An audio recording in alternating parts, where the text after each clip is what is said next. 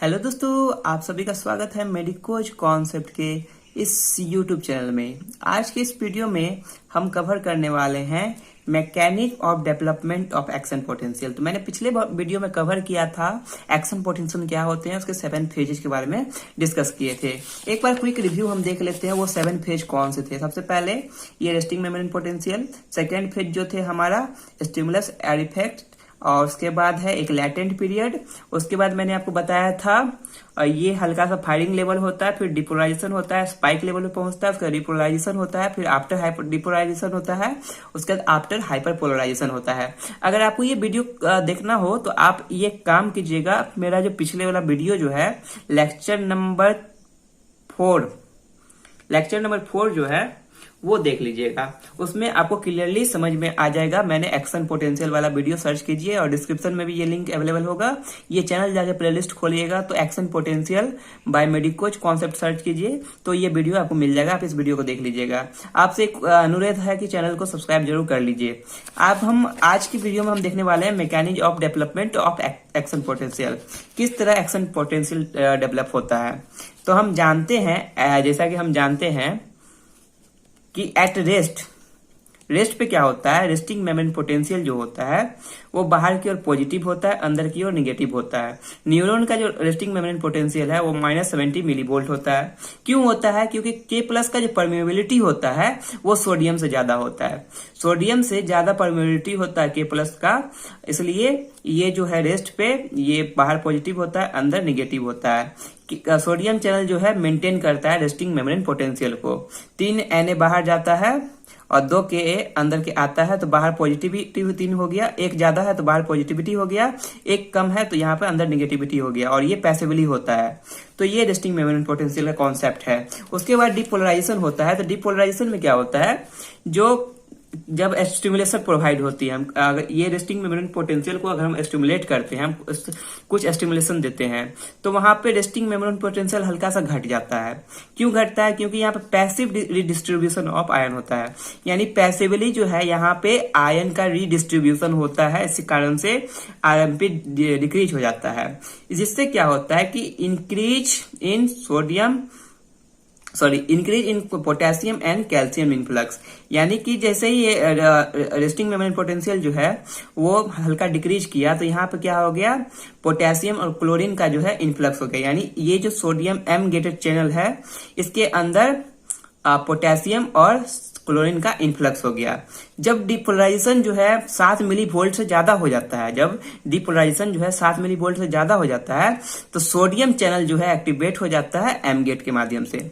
M gate है यहाँ पे, due to M gate sodium channel activate हो जाएगा। कब? जब 7 मिलीवोल्ट से ज्यादा डिपोलराइजेशन होगा, जिससे क्या होगा, ट्रेमेंडियस सोडियम का जो है इनफ्लक्स होगा इनसाइड द सेल मेम्ब्रेन। जो मेम्ब्रेन पोटेंशियल है वो 60 मिलीवोल्ट पे पहुंचने के लिए रुक जाता है during action potential. The membrane potential fail to reach 60 millivolt. जो मेम्ब्रेन पोटेंशियल है वो 60 मिलीवोल्ट तक पहुंच नहीं पाता ड्यूरिंग एक्शन पोटेंशियल, बिकॉज जो यहाँ पे है Na सोडियम, यानी सोडियम का जो परमिलिटी है वो शॉर्ट लिव्ड होता है। यानी जो सोडियम का परमिलिटी है वो शॉर्ट लिव होता है, छोटा होता है, जिसके कारण से ये 60 मिलीवोल्ट तक नहीं पहुंच पाता। मैक्सिमम जो है +55 वोल्ट तक पहुंच सकता है। +55 मिलीवोल्ट तक ये मैक्सिमम डिपोलराइज होता है, और उसके बाद ये पीक नीचे की ओर आ जाती है। जैसा कि आपको इस डायग्राम में कल मैंने बताया था कि मैक्सिमम जो है ये 55 तक ही जाते हैं, और उसके बाद फिर रिपोलराइजेशन शुरू हो जाता है। थर्ड आप देखने वाले हैं रिपोलराइजेशन जो है K+ का इफ्लेक्स होता है, मतलब K+ इसमें से बाहर निकल रहा है, यानी पोटेशियम जो है वो बाहर निकलता है। रिपोलराइजेशन तब स्टार्ट होता है जब पोटेशियम जो है सेल मेम्ब्रेन से बाहर निकलने लगता है और सोडियम अंदर की ओर आने लगता है, due to opening of voltage gated channel. यानी यहाँ पे वोल्टेज गेटेड चैनल प्रेजेंट होता है सेल मेम्ब्रेन पे, उसका ओपनिंग होता है, तो K+ का क्या होता है, इफ्लक्स होता है, K+ बाहर जाने लगता है। डिक्रीज इन सोडियम इनफ्लक्स, और सोडियम इनफ्लक्स जो है वो भी कम हो जाता है। मतलब कि हम कहने का ये कह रहे हैं कि जो इसमें जो सेल मेम्ब्रेन है, सेल मेम्ब्रेन में से जो पोटेशियम होता है वो रैपिड इफ्लक्स होता है, तेजी में ये बाहर की ओर निकलता है, और यहाँ पे जो सोडियम जो ट्रेमेंडियस अमाउंट में अंदर आ रहा था वो क्या हो गया, अब डिक्रीज यानी धीरे धीरे अंदर आ रहा है।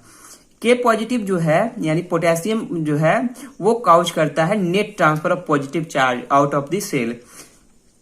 ये जो है पोटेशियम के कारण से ही बाहर में पॉजिटिविटी चार्ज आती है और सेल से बाहर पॉजिटिविटी लाती है। ये पोटेशियम जो है वो पॉजिटिव चार्ज को बाहर की ओर भेजती है और ये कंप्लीट रिपोलराइजेशन करती है। क्या करती है? कंप्लीट रिपोलराइजेशन करती है। तो सबसे पहला क्या हुआ था, अभी तक मैंने 3 चीज कवर किया, उसमें आपको देखने को मिला रेस्टिंग मेम्ब्रेन पोटेंशियल पे जो सबसे पहले क्या था, सोडियम जो है वो 3 बाहर गई और पोटेशियम जो है 2 अंदर गई, जिससे क्या हुआ, बाहर पॉजिटिविटी अंदर निगेटिविटी आया। सेकेंड में डिपोलराइजेशन में क्या हुआ था, अधिक से अधिक मात्रा में जो है सोडियम का जो है इनफ्लक्स हो गया, यानी आपको अधिक से अधिक मात्रा में सोडियम जो है आपके सेल मेम्ब्रेन के अंदर जा रहा था। लेकिन रिपोलराइजेशन में क्या हुआ, जो पोटेशियम था उसका रैपिड इन्फ्लक्स हो गया और सोडियम जो था उसका डिक्रीज इन्फ्लक्स हो रहा है, यानी कम मात्रा में वो इन्फ्लक्स हो पा रहा है। तो ये था रिपोलराइजेशन। तो अब तक हमने देखा रिपोलराइजेशन, अब हम देखने वाले हैं आफ्टर डिपोलराइजेशन और आफ्टर हाइपरपोलराइजेशन। आफ्टर डिपोलराइजेशन क्या होता है, आफ्टर हाइपरपोलराइजेशन क्या होता है। तो इस ग्राफ में आपको समझना होगा आफ्टर हाइपरपोलराइजेशन और आफ्टर डिपोलराइजेशन। अगर आपने मेरा एक्शन पोटेंशियल का वीडियो नहीं देखा तो जाकर देख लीजिए।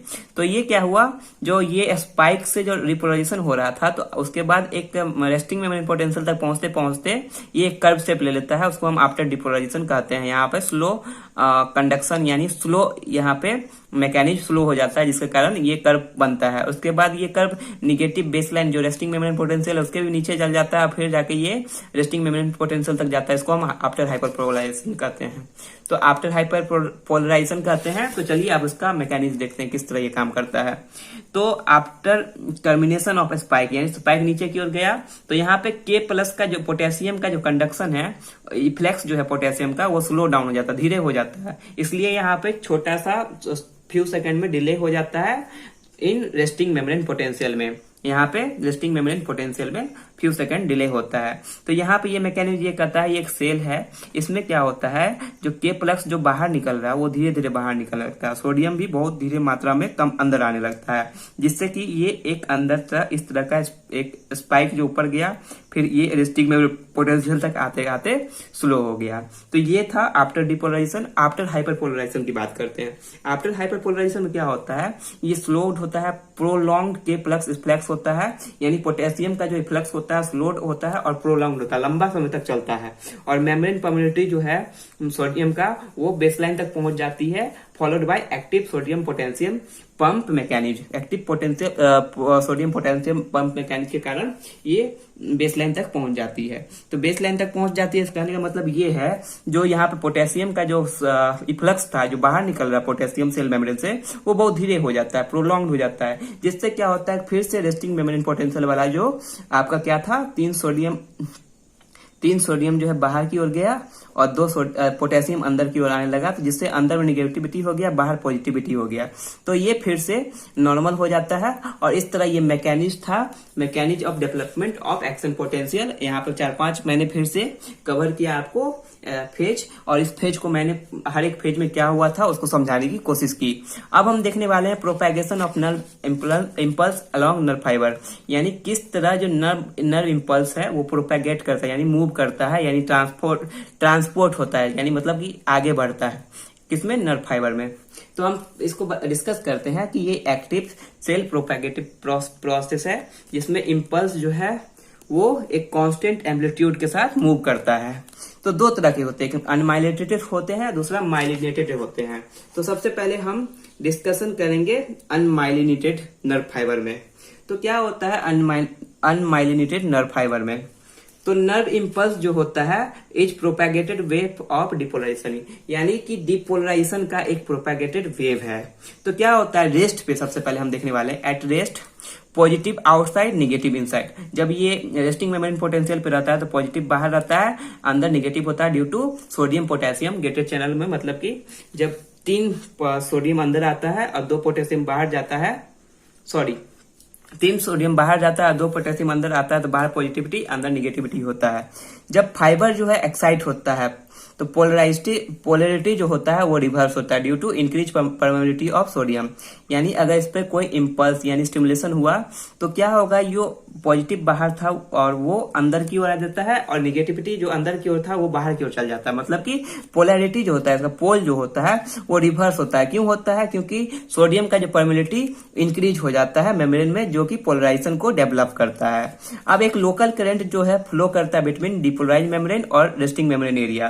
तो ये रेस्टिंग मेम्ब्रेन एरिया है और ये डिपोलराइज है, तो इन दोनों के बीच में जो है एक लोकल करंट यहाँ पे आप देख रहे हैं फ्लो कर रहा है, पॉजिटिव से निगेटिव, पॉजिटिव से निगेटिव। तो ये लोकल करंट जो है ऐसे ही फ्लो करता है इन सभी के बीच में। तो positive current flow inward through depolarise membrane and outward through resting membrane potential and in this circuit complete.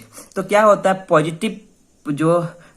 Positive current है वो अंदर निगेटिव की ओर जाता है, और निगेटिव करंट पॉजिटिव करंट जो है निगेटिव की ओर जाता है, बाहर से भी अंदर से भी। इस तरह क्या होता है कि यहाँ पर सर्किट कंप्लीट हो जाता है। और जो डिपोलराइज वेव जो है, यहाँ पे क्या है, जो डिपोलराइज वेव है जो travel in all direction along entire length of the nerve fibre, जिससे क्या होता है, जो वेव जो होता है, यानी यहाँ पे जो डिपोलराइज वेव जो है यानी इम्पल्स जो है वो हर एक डायरेक्शन में फ्लो करता है। मतलब कि नर्व का जो प्रोपेगेशन होता है इन वन डायरेक्शन होता है, और इस तरह से ऐसे करते करते करते करते पूरा ये जो ऐसे यहाँ से पॉजिटिव से निगेटिव और निगेटिव टू पॉजिटिव ऐसे करते प्रोपेगेशन हो गया नर्व इम्पल्स का इन वन डायरेक्शन।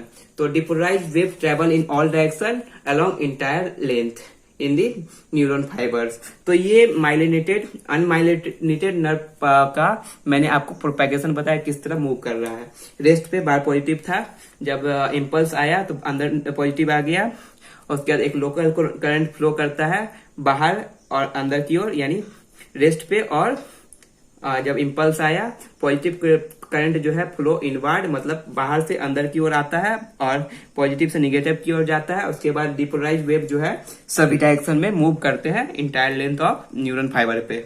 अब हम प्रोपेगेशन ऑफ माइलिनेटेड नर्व की बात करते हैं। हम क्या करने वाले हैं, प्रोपेगेशन ऑफ माइलिनेटेड नर्व। अगर नर्व माइलिनेटेड है तो उसमें कैसे प्रोपेगेशन होता है। इन माइलिनेटेड में क्या होता है, एक्शन पोटेंशियल जो जनरेट होता है वो नोड ऑफ रैनवियर पे ही जनरेट होता है। The region where axon cell membrane expose to ECF, extra cellular fluid से जो एक्सॉन सेल जो होती है वो आपस में मिलती है, वो कहाँ मिलती है, नोड ऑफ रैनवियर पे। तो एक्शन पोटेंशियल कहाँ पे जनरेट होता है, हमेशा नोड ऑफ रैनवियर पे ही एक्शन पोटेंशियल जनरेट होता है। Each node have high concentration of sodium channel. जितने भी नोड होते हैं, नोड ऑफ रैनवियर होते हैं, वहां पे सोडियम चैनल के कॉन्सेंट्रेशन हाई मात्रा में, अधिक मात्रा में पाए जाते हैं, जो ओपन होता है और डिपोलराइज होता है, और क्या करता है कि सोडियम को जो है वो एक्सॉन के अंदर आने के लिए अलाउ करता है। तो देखिए यहाँ पे क्या हुआ, ये है नोड और यहाँ पे ये माइलिनेटेड, ये जो है ये है माइलिनेटेड, ये माइलिनेटेड है, और यहाँ पे क्या है, ये अनमाइलिनेटेड है। मतलब कि इस तरह मूवमेंट कर रहा है, इस तरह कंडक्शन हो रहा है, ये कंडक्शन इस तरह हो रहा है, इस तरह जहां जहां अनमाइलिनेटेड है वहां पे ये कंडक्शन हो रहा है, इम्पल्स का ट्रांसफर होता है। तो आयन जो है, आयन जो प्रेजेंट होता है वो माइलिन शीथ पे नहीं पास करता है। कोई भी अगर इम्पल्स ट्रेवल कर रहा है तो ये माइलिन शीथ पे पास नहीं करेगा, ये अनमाइलिनेटेड एरिया पे ही पास करेगा, ये अनमाइलिनेटेड एरिया पे ही पास करेगा। But node of Ranvier permit to pass through it, मतलब हम कह रहे हैं ना जहाँ पे अनमाइलिनेटेड एरिया रहता है थोड़ा सा एक्सॉन के पास, तो उसको हम नोड ऑफ रैनवियर कहते हैं। वहीं पे ये परमिट करता है कि ये इम्पल्स को कंडक्ट कर सकते हैं। माइलिनेटेड पे नहीं करते हैं, अनमाइलिनेटेड पे करते हैं। Permit to pass through it, यानी आराम से जो नोड ऑफ रैनवियर होता है वहां से ये कंडक्शन पास करते हैं। जो इम्पल्स है वो वन नोड से अनदर नोड तक जाते हैं, फुदक के, यानी मतलब कूद के जाते हैं, यानी जहां पे इसको नोड मिल जाएगा वहीं पे इम्पल्स का जो है ट्रांसमिशन होगा, रेदर देन कंटिन्यूअस। मतलब कि ये धीरे धीरे नहीं जाता है, ये फास्ट कंडक्शन होता है, और जो वो आपका अनमाइलिनेटेड होता है वो स्लो कंडक्शन होता है। सो और इस प्रोसेस को जो ये जंप करके कंडक्शन कर रहे हैं इसको हम सैल्टेटरी कंडक्शन के नाम से जानते हैं। पिछले वाले में देखा था कि ये कंटिन्यूअस कंडक्शन हो रहा है, मतलब कि पहले यहाँ हुआ, वहां ऐसे होते कंडक्शन होते बहुत स्लो प्रोसेस में एक डायरेक्शन में कंडक्शन हो रहा था। तो ये था अनमाइलिनेटेड नर्व का कंडक्शन और ये था माइलिनेटेड नर्व का कंडक्शन। तो उम्मीद करता हूं कि आपको समझ में आया होगा। इससे पहले वाले वीडियो में मैंने एक्शन पोटेंशियल देखा, आप उस वीडियो को देखिए।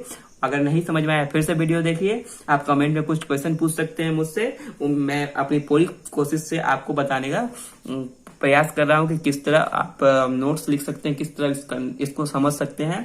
तो उम्मीद करता हूँ कि आपको ये वीडियो पसंद आया होगा। तो आप इस चैनल को सब्सक्राइब कीजिए मेडिकोज कॉन्सेप्ट को। अगर आपको नोट्स चाहिए तो आप हमारे चैनल पर जा सकते हैं। मेडिकोज कॉन्सेप्ट का टेलीग्राम चैनल है, लिंक डिस्क्रिप्शन में है, वहां पर जाके हमारे टेलीग्राम चैनल को ज्वाइन कीजिए। उम्मीद करता हूँ कि आपको वीडियो पसंद आ रहा है, तो सब्सक्राइब कीजिए। और एक सब्सक्राइब से आपको कुछ जाने वाला नहीं है, मेरे वीडियो को सब्सक्राइब कीजिए चैनल को। और मिलते हैं नेक्स्ट वीडियो में, तब तक के लिए धन्यवाद।